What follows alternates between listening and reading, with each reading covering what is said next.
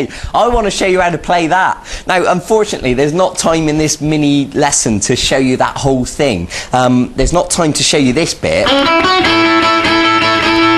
Really fun to play, and that's a lot of fun, and you can get people singing along to that. And if you want to learn the whole Johnny B. Goode song, then I suggest you go onto the website and find it on the archive, and there's a whole full-length video guitar lesson where there's time to explain the whole thing to you. Okay, so let's begin. I'm going to play this thing in slow motion through to you so you really understand what I'm doing. So it goes like this. Now I'll just give you a clue. Keep an eye on my right hand and you'll see that I'm using palm muting to make it sound sort of chunkier, like I explained when we learned how to do power chords. Okay, so let me play it through to you so you can see what I'm doing.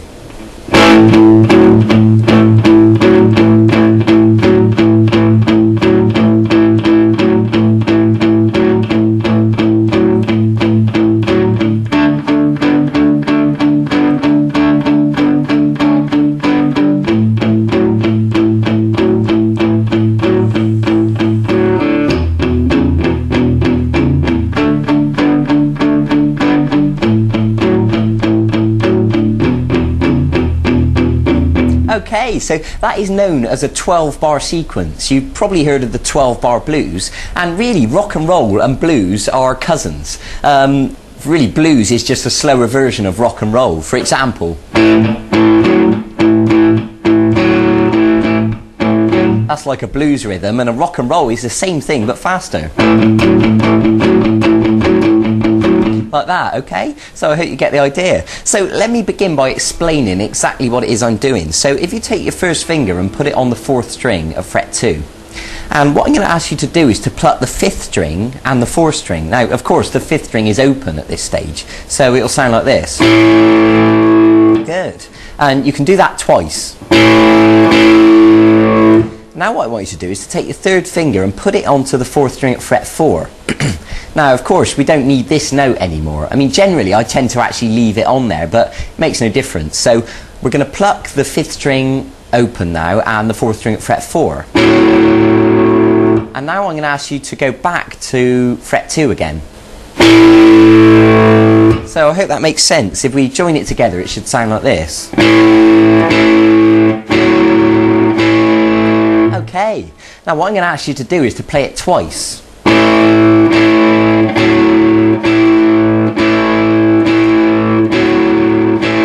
Okay, now listen carefully to me now. When you play it twice, that is 1 bar in length, because in music we call the length of music, we measure it in bars and beats. Now I want you to remember that that is 1 bar in length.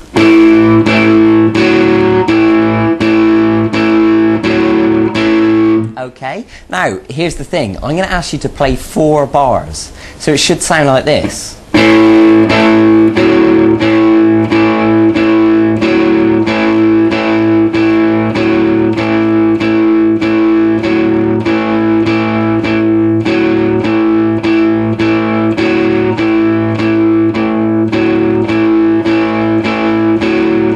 Okay, I hope that makes sense. I think it does, because you can see the numbers at the bottom of the screen.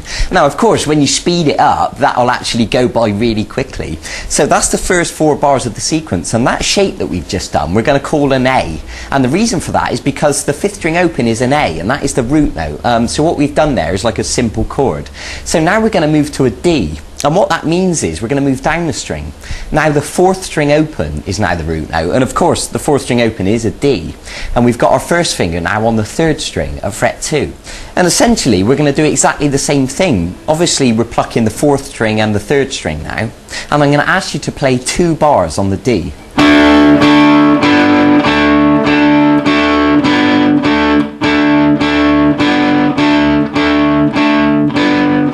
Good. So up to this point we've got 4 bars of A and 4 bars of D. Now we're going to move our finger back again, back to the A. So we're now on the 4th string at fret 2 again, and we're plucking 5th string open and the 4th string.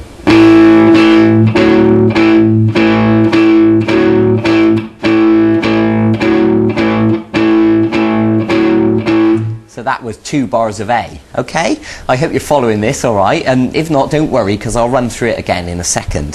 So what we're going to do now is go to an E, and it couldn't be simpler. You're just going to move your first finger to the 5th string, fret 2, and the 6th string is open, and of course the 6th string open is an E. So you're going to pluck the 6th string and the 5th string for 1 bar.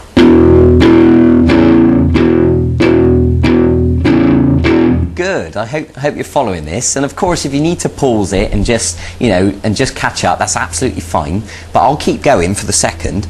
We're going to go to the D again now for another bar. So that's the 3rd string at fret 2 and the 4th string open. And now we're going to go back to the A for 1 bar. And then we're going to finish on the E for 1 bar. Okay, now don't worry if you haven't memorised all that straight away. I wouldn't expect you to, but you might have noticed that that adds up to 12 bars. So let me talk you through that again. We got 4 bars of A.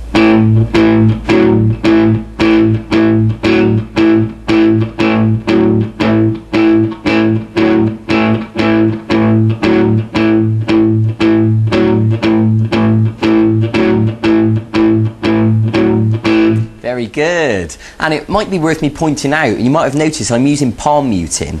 Remember we learned that when we learned the power chords. I'm touching gently with the palm of my hand, just on the strings a little bit, enough to dampen the notes. Because otherwise, if we didn't use the palm muting, it would sound like this. And it doesn't quite sound as cool, okay? So we've done the 4 bars of A, just to refresh your memory, on to 2 bars of D.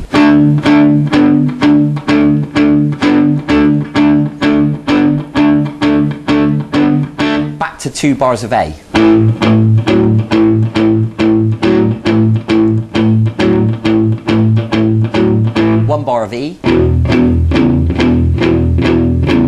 1 bar of D. 1 bar of A. 1 bar of E.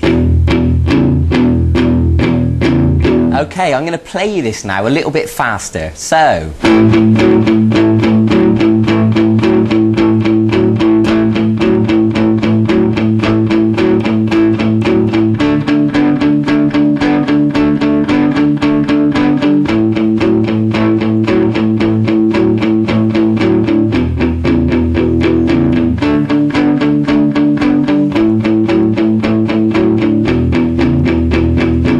You can see that it sounds really cool once you get it up to that speed. So it's going to take a bit of practice for you to get it like that. Don't expect to get it perfect straight away. It took me a lot of time to practice and get it that smooth, okay?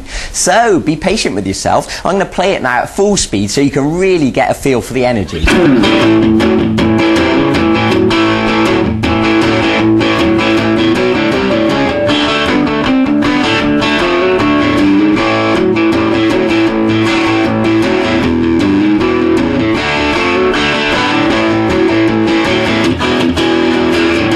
Now, I spiced it up a lot there. I put a lot of extra notes in it to make it sound even more interesting. But, you can work towards that. I want you to start simple, get the hang of that, and then you'll find that once you've got it, everything else will start to flow, and all these other little interesting bits and pieces will start to come together and make... You can do all that if you want to. Okay, so thanks for joining me. Can you believe we're actually nearly 3/4 of the way through this E-course now? We're actually nearly finished. We've done so much stuff already, but there's more to come. So stick with me. I'll see you in a few days for the next segment of this course. Okay, bye-bye.